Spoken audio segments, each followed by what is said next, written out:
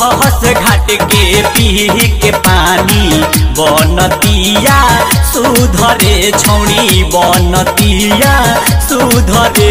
एकरा बारे में के ना जाने एकरा बारे में के ना जाने एकरा के ले ले बानी खुदरे।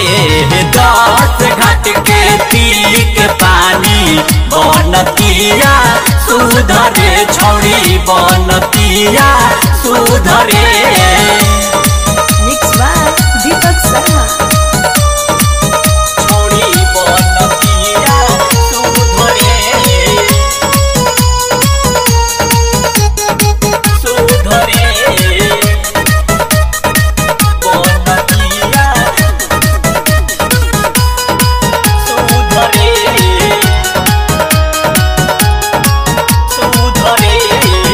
मसहिया जिला के रखल है दिया हिला के रे। मसहिया जिला के रखल है दिया हिला के। जबरदस्ती मस्ती करबत भागल हो चिला के। हिलाहू में ही एक डर हिलाहू में ही एक डराई तो नाच कूद कूदरे। दस घाट के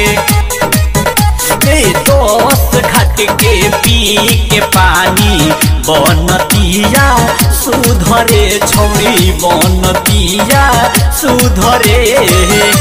मिक्स बाय दीपक शर्मा। छौड़ी बनतिया सुधरे सुधरे बनतिया सुधरे सुधरे। दूसरा के देखे रहन देखलस नयापन चलन। दूसरा के देखे रहन देखलस नयापन चलन। अंदाज मित कहेले ही सहनी लीवन के बहन। एसपी संदीप से करे प्यार एसपी संदीप से करे प्यार। ई तपिया बतिया दूधरे। दस घाट के पी के पानी बनतिया सुधरे छौड़ी बनतिया सुधरे। Recording studio Mohammadpur.